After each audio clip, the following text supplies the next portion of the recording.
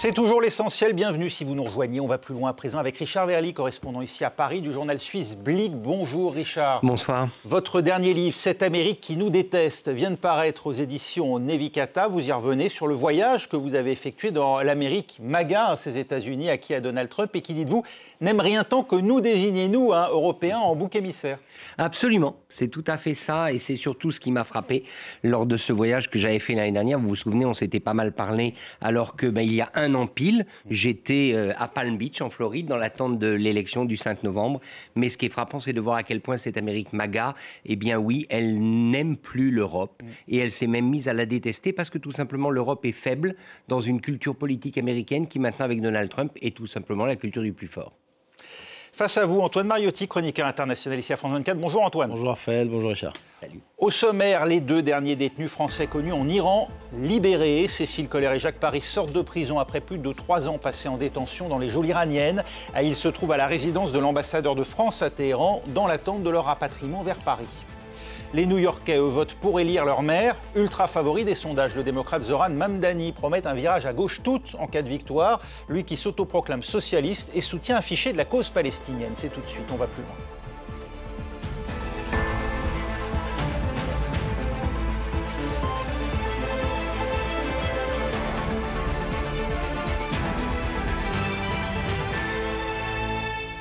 L'annonce est d'Emmanuel Macron. Cécile Colère et Jacques Paris sont libres après 1277 jours passés en détention en Iran. Eux qui avaient été arrêtés en mai 2022 et accusés puis condamnés dernièrement pour espionnage. Sortis de la prison d'Evin, ces deux enseignants se trouvent à présent en sécurité à la résidence de l'ambassadeur de France à Téhéran. Emmanuel Macron indique qu'un dialogue se poursuit avec les autorités iraniennes pour permettre leur retour vers Paris. Le rappel des faits en images, c'est avec Alexandra Carini. Professeure de français en région parisienne, Cécile Colère voulait découvrir l'Iran. Un rêve devenu réalité en 2022, avant de rapidement tourner au cauchemar. Avec son compagnon Jacques Paris, professeur de mathématiques à la retraite, ils entament la visite du pays et envoient régulièrement des photos de leur voyage à leur famille jusqu'au 7 mai, date théorique de leur retour. Ce jour-là, comme le montre cette vidéo diffusée par la télévision d'État iranienne, ils se sont bien rendus à l'aéroport, mais sont arrêtés par la police qui les accuse d'espionnage. Les autorités iraniennes mettront plus de 6 mois à donner des informations sur leur sort et sur leur lieu de détention, la tristement célèbre prison d'Evin, un lieu connu pour sa cruauté, où ils sont détenus séparément et maintenus à l'isolement, comme le racontait la sœur de Cécile Colère sur l'antenne de France 24 en mai dernier. Ils sont toujours détenus dans cette section de haute sécurité, la section 209, toujours sans meubles, à dormir à même le sol, à ne pouvoir voir la lumière du jour que 3 fois par semaine pendant une demi-heure dans une cour. Voilà, des cellules éclairées 24 heures sur 24 à la lumière artificielle, toujours pas droit à un avocat indépendant, toujours très peu de contact avec leur ambassade et ces contacts très surveillés qu'ils ont avec nous très aléatoirement. La sœur de Cécile Colère, comme les autorités françaises, dénonce des détentions arbitraires. Les prétendus aveux, filmés puis diffusés sur la télévision iranienne, ont également été dénoncés et qualifiés de mise en scène indigne, contraire au droit international.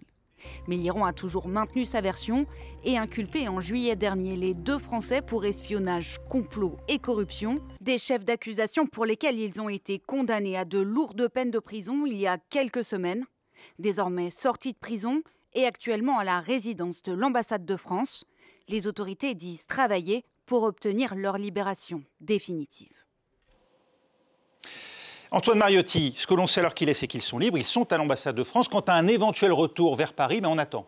Oui, on attend. On est en train d'essayer de grappiller des informations à droite à gauche. Évidemment, il n'y en a pas trop qui sortent pour l'instant. C'est assez habituel et normal. On sait qu'ils sont à la résidence de France à Téhéran, donc la résidence où vit l'ambassadeur de France, qu'ils sont bien arrivés, qu'ils sont en sécurité. Nous disons Noël Barrot, le ministre français des Affaires étrangères, dans un tweet qu'il a publié tout à l'heure. Les dernières informations qui viennent du Quai d'Orsay sont de dire que Cécile Colère et Jacques Paris vont bien, qu'ils semblent en bonne santé. Je cite, quitte. C'est déjà une bonne nouvelle parce que on a vu les familles, on vient de voir la sœur de Cécile Colère à l'instant, qui se sont beaucoup mobilisées, qui ont eu beaucoup de courage et beaucoup d'investissement pour faire libérer leurs proches. Ils étaient très très inquiets ces dernières semaines. Le 23 octobre, ils avaient fait une déclaration en disant il en va de leur survie maintenant parce qu'ils étaient dans une telle détresse physique et psychologique aussi, parce que on vient de l'entendre, mais les conditions de détention étaient absolument atroces. Alors on connaît les conditions de détention en Iran et en particulier dans cette sinistre prison d'Evin. J'ai eu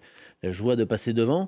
Il faut quand même rappeler qu'ils étaient dans une cellule de 9 mètres carrés, pas de sac d'eau, pas de couchage, de la lumière, comme ça vient d'être appelé, 24 heures sur 24, pas de lumière du jour, pas de sanitaire. Vous avez le droit une fois de temps en temps d'avoir 30 minutes de promenade dans une cour fermée. Bon, et vous êtes à l'isolement. Donc non seulement vous ne voyez personne, donc c'est quand même moralement, au bout de plus de 3 ans, c'est extrêmement lourd et pesant. La lumière 24 heures sur 24, c'est ce que faisait la CIA dans ses prisons secrètes, pour vous donner un exemple.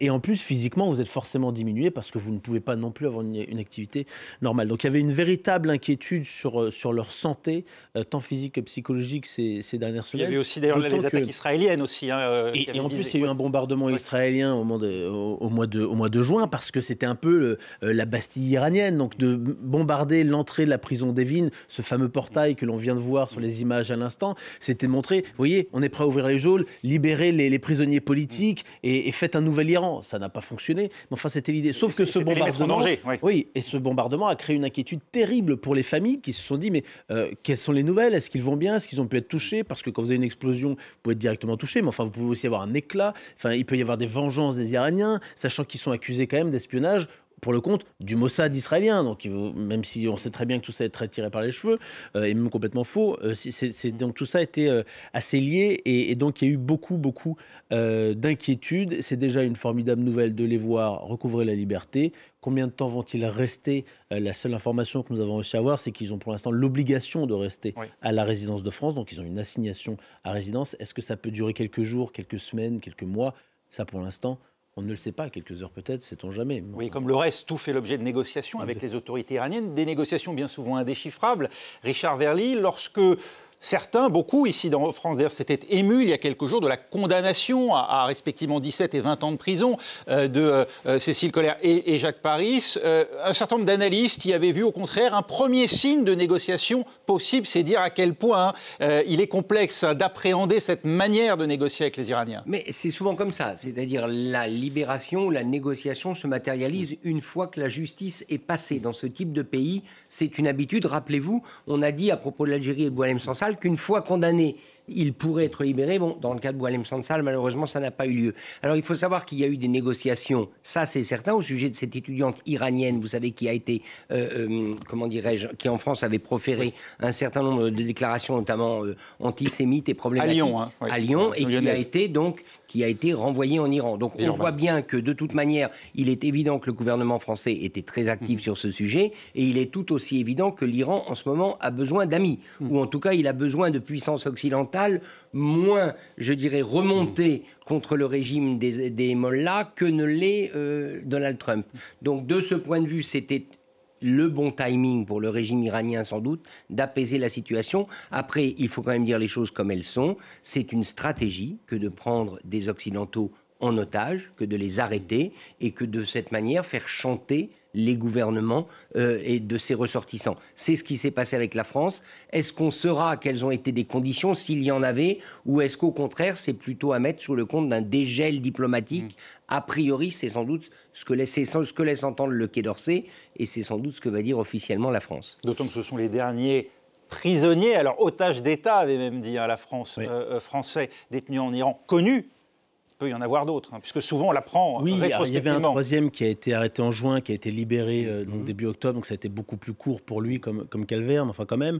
Je ne suis pas sûr que l'étudiante ait été renvoyée en Iran, elle a été libérée, mais son procès est prévu au mois de janvier. Donc sauf erreur de ma part, je crois qu'elle est encore en France, mais elle est poursuivie pour apologie du terrorisme, et notamment pour avoir dit que le 7 octobre, donc les attaques contre Israël, les attentats terroristes commis par le Hamas, étaient créer le bonheur de milliards de gens, et elle avait de nombreux... C'est une antisioniste radicale et pas seulement une pro-palestinienne. Il faut quand même faire la différence et c'est important.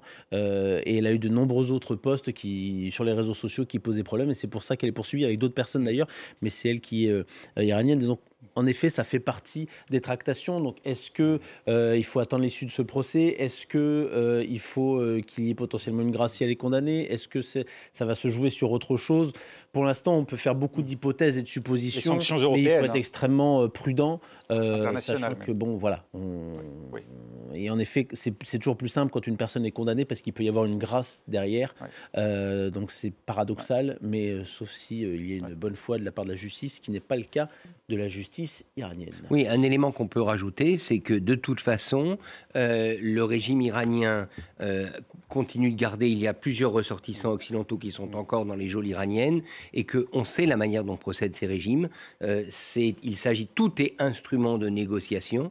Donc la question aujourd'hui, c'est de savoir, les Européens veulent négocier avec l'Iran, veulent ramener l'Iran dans le cadre d'un accord qui permettrait d'apaiser sérieusement les tensions qui perdurent après la guerre des 12 jours que vous avez évoquée.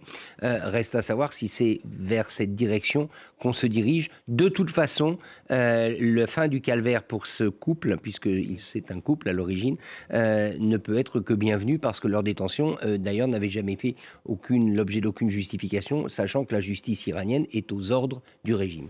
Merci pour cette précision. On en vient à ce séisme qui s'annonce dans la vie politique américaine. Si les sondages ont vu juste, tout porte à croire que la plus grande ville des États-Unis, la plus riche aussi, le cœur du pouvoir économique, s'apprête dans les prochaines heures à porter à sa tête Zoran Mamdani, un jeune homme de 34 ans né en Ouganda et autoproclamé socialiste, ce qui peut sembler une hérésie dans ce temple du capitalisme qu'est New York. Elle est tout autant quand on sait aussi à quel point il s'est par le passé posé en adversaire résolu d'Israël dans une ville où un habitant sur 10 est de confession juive. Autant de paradoxes qui ne manquent pas d'intriguer, surtout qu'une part significative du vote juif ira à Zoran Mamdani, si l'on en croit les sondages. Sur place à New York, on fait le point avec Sarah Anderson pour France 24. C'est la dernière ligne droite et les New-Yorkais ont jusqu'à 21h ce soir ici pour se rendre aux urnes. Mais beaucoup ont déjà voté dans le cadre du vote anticipé qui a vu une participation record, signe d'un intérêt exceptionnel pour une course jugée historique. Alors les regards se tournent tout particulièrement vers Zoran Mamdani. À 34 ans, le candidat démocrate pourrait devenir le premier maire musulman de l'histoire de New York. Il est lui-même allé voter ce matin dans le Queens, près de son domicile. Son programme met l'accent sur la justice sociale et la réduction du coût de la vie avec une taxe supplémentaire pour les plus riches. Objectif, financer des logements à bas coût et des transports publics. En face de lui, son adversaire, c'est l'ancien gouverneur de New York, Andrew Cuomo. À 67 ans, lui se présente comme un indépendant après avoir perdu la primaire démocrate. Cuomo a lui aussi déposé son bulletin dans l'urne ce matin dans un bureau de vote à Manhattan. Et puis côté républicain, Curtis Liwa, lui, est loin derrière dans les sondages. Ce n'est pas une surprise dans une ville historiquement acquise au camp démocrate. Et puis au-delà de New York, ce scrutin est considéré comme un baromètre du climat politique américain. C'est d'une certaine façon un test politique majeur pour la première année du mandat de Donald Trump et un indicateur de la dynamique des démocrates à un an des élections de mi-mandat. Richard Verly, comment expliquer qu'un candidat sorti de nulle part, sa seule expérience, il faut bien le dire, consiste quand même à avoir siégé à l'Assemblée de l'État de New York, ce qui reste modeste sur un CV politique, soit en passe de l'emporter dans cette ville qui concentre autant de pouvoir que New York? Par son programme, par ses propositions. C'est de ça qu'il faut parler. Alors il y a bien sûr sa posture, il y a son charisme, il y a aussi le fait qu'il prend bien la lumière à la télévision, c'est important, on le sait tous, mais surtout un programme qui consiste à dire la vie est trop chère, le logement est trop cher, il faut absolument refaire de New York une ville capable d'accueillir les classes populaires et les classes moyennes qui sont boutées hors de cette métropole par les prix du foncier essentiellement et par les prix du logement. Eh bien, il y a des échos dans d'autres villes du monde, d'autres grandes villes du monde. On peut penser à Paris où il y aura des élections municipales en mars l'année prochaine. On l'a vu à Londres aussi déjà. Il est vrai qu'à New York, c'est un problème de logement absolument décisif. Il a aussi d'autres propositions sur la garde des enfants. En gros, il a un programme que lui accepte de présenter ou présente comme socialiste, qui, vu d'Europe, serait plutôt tout simplement social plutôt que socialiste, et c'est ça qui lui a permis d'occuper une place, alors que bien évidemment, le candidat démocrate traditionnel, on va dire, Andrew Cuomo, qui était le secrétaire au logement sous la présidence Clinton, ce qui est quand même une ironie, lui parle à la New York traditionnelle, à la New York des élites de la côte Est. Donc au fond, vous avez cette double accélération. Il accélère par la gauche, Zoran Mamdani, avec des propositions sociales, mais il accélère aussi avec une fracture générationnelle. Il a 34 ans. Bien évidemment, c'est le candidat de la jeunesse. Alors on va l'écouter mobiliser ses électeurs. C'était hier lors de son dernier meeting de campagne dans le Queens. Une jeune femme racontait l'histoire de sa mère qui avait voté pour nous et qui avait ensuite été harcelée par un homme dans le bureau de vote à cause de son bulletin. Nous devons comprendre que cela fait partie de l'approche générale adoptée par l'administration Trump pour tenter d'intimider les électeurs avec des allégations infondées de fraude électorale afin de réprimer la voix des Américains à travers le pays.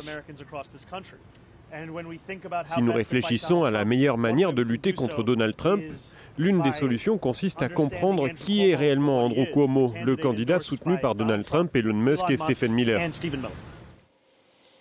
Bon, on l'a vu notamment dans la nuit, mobiliser ses électeurs en le faisant lever les bras. On va peut-être revoir ces images. En tout cas, il y a du Barack Obama en lui. On retrouve un peu les mêmes accents, Antoine Mariotti.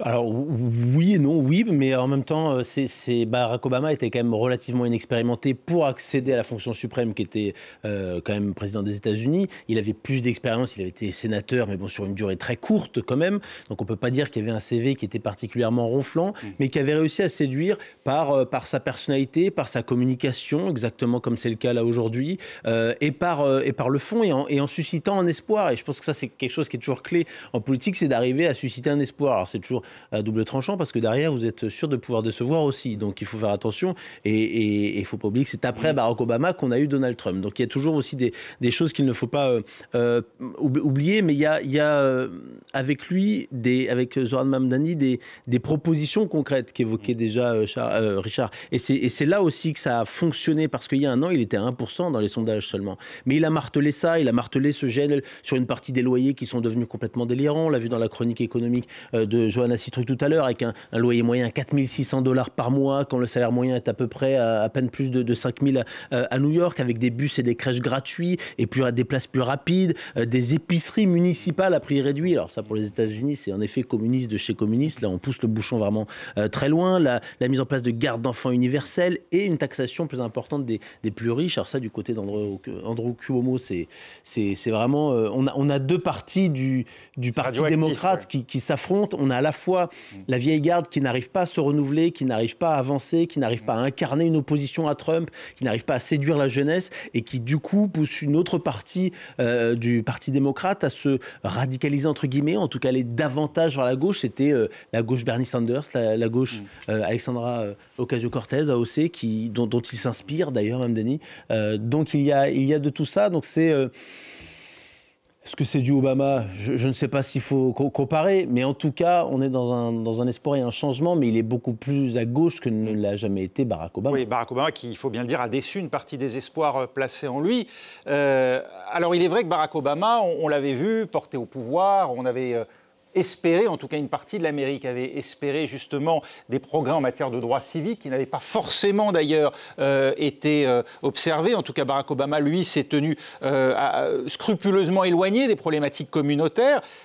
Zoran Mamdani, qu'on voyait peut-être venir comme le héros soit du wokisme, soit d'une forme en tout cas qu'on avait observée très, disons, militante du Parti démocrate, celle qui s'est exprimée notamment sur les campus à l'occasion de la guerre à Gaza.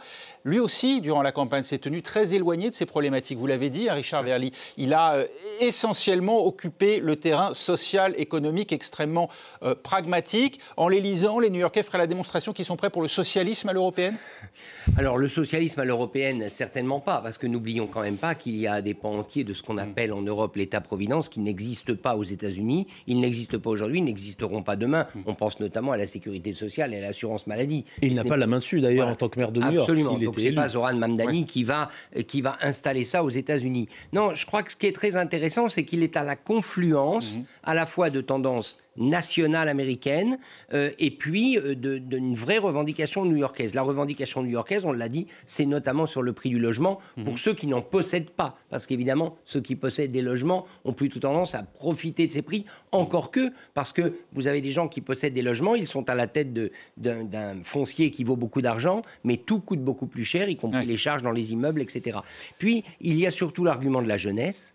Vous l'avez dit, les services pour les enfants, permettre aux femmes notamment de pouvoir davantage travailler. Et enfin, il y a quand même chez lui cette radicalité assumée qui est la radicalité de son parcours. Il est né en Ouganda, il est d'une famille indienne, d'universitaire, sa maman est la cinéaste Mira Nair. Donc attention, c'est pas du tout quelqu'un sorti de nulle part. Salam Bombay, le film primé à Cannes en 88. Absolument, c'est pas du tout quelqu'un sorti de nulle part. C'est au fond, c'est un intellectuel typiquement new-yorkais, sauf qu'il est d'origine indienne, et qui a su trouver sa place. Et par ailleurs, j'ajoute un élément important, vous parliez de la Palestine, au moins, et c'est peut-être pour ça qu'une partie de l'électorat juif, semble-t-il, d'après les sondages, vote pour lui, c'est qu'il a dit les choses, il a dit les choses, mais par ailleurs, il n'a jamais enflammé, il n'a jamais eu un discours rhétorique, il a soutenu la Palestine très fortement, mais il n'a jamais fait preuve d'excès qui pourrait aujourd'hui lui valoir d'être rejeté. Pas durant la campagne, mais lorsqu'il était lui-même étudiant, il a mené notamment des campagnes de boycott contre Israël, dans lesquelles certains aujourd'hui croient voir des relents d'antisémitisme.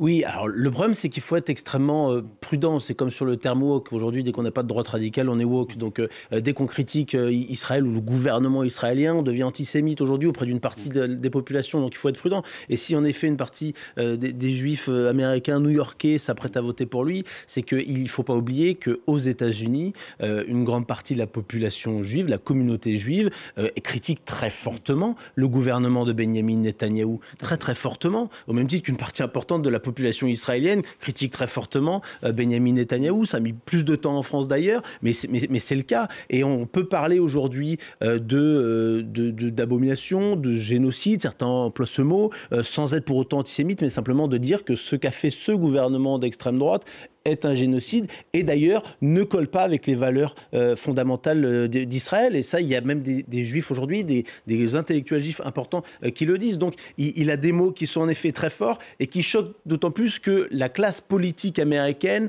a toujours très peur de se prononcer sur cette question-là, bien plus que la communauté juive américaine elle-même. Oui, non, j'ajoute un élément parce que on est un an après, vous l'avez dit, l'élection de Donald Trump.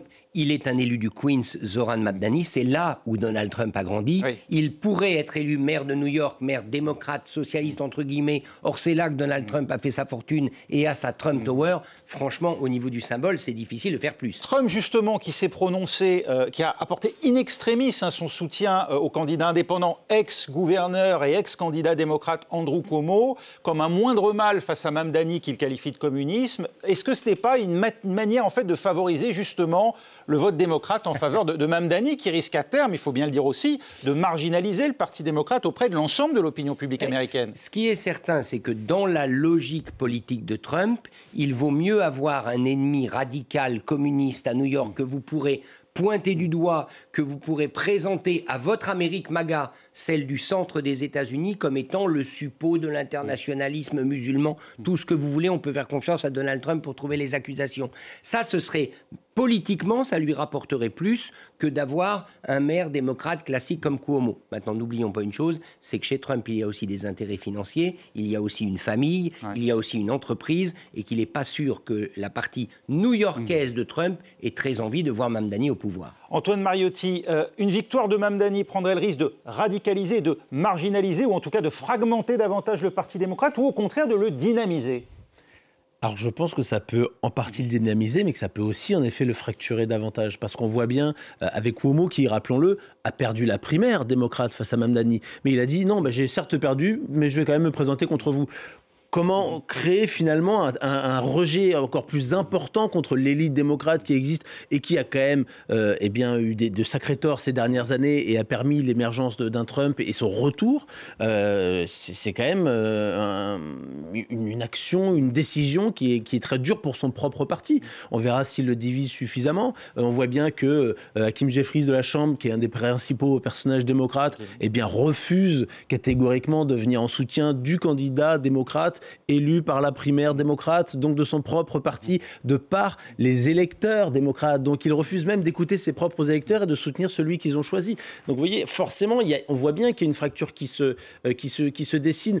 On avait un peu le début avec Bernie Sanders au début, puis on trouvait ça un petit peu marginal, c'était un petit peu marrant d'avoir ce vieil homme qui criait partout et finalement qui redynamisait un petit peu tout ça. Bon, au final, on voit que ça a pris de l'ampleur et on voit un parti démocrate qui a quand même beaucoup de mal à se renouveler, à imposer une opposition claire, nette, précise, crédible face à Donald Trump et qui laisse la place à certains qui sont jugés beaucoup trop à gauche, comme Mamdani ou comme Alexandra Ocasio-Cortez. Oui, toujours pas. Le parti démocrate de Biden, de Kamala Harris, de l'actuel gouverneur de Californie aussi, face à celui de Bernie Sanders ou d'Alexandria Ocasio-Cortez, de Zoran Mamdani, la fracture n'est toujours pas réglée en fait. Il y a toujours un désaccord stratégique aujourd'hui. Mais est-ce qu'elle peut être réglée, cette fracture? Ça, c'est la vraie question. Et Donald Trump le sait. Il va tout faire d'ailleurs pour l'exploiter. Parce que vous avez d'un côté une machinerie démocrate traditionnelle qui, de toute manière, s'appuie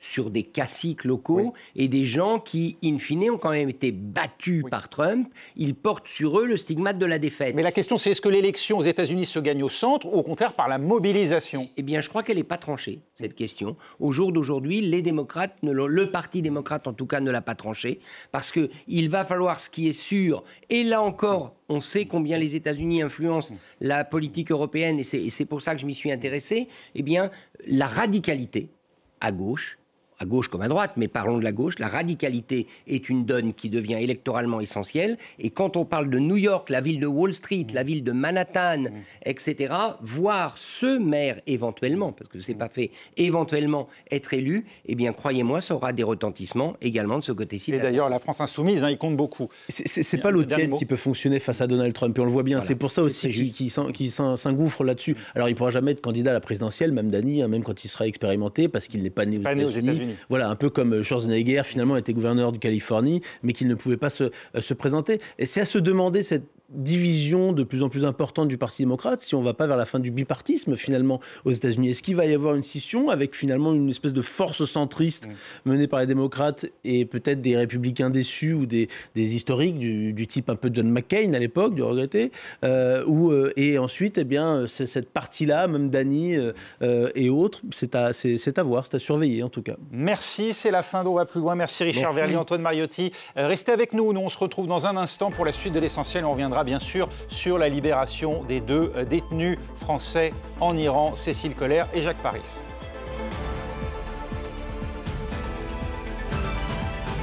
En soirée, faites un tour complet de l'actualité dans l'Actu 360. Tous les faits, toutes les clés pour décrypter les grands événements de la journée. Retrouvez tous les soirs Claire Hilderbrand dans l'Actu 360 en direct sur France 24.